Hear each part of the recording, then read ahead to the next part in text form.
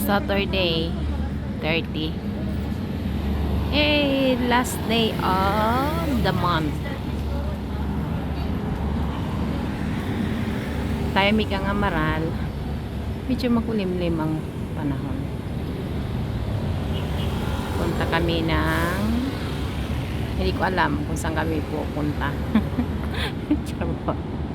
Inaantay ko na lang sila ate at saka si Lorna. Early bird. Wala masyadong tao. Wala talagang tao. Holiday kasi. Kaya walang tao. Pangangilan lang din ang bus para umaga.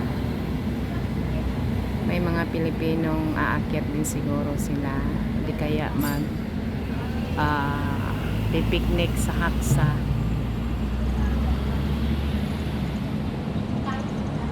Buhay abroad, buhay Macau.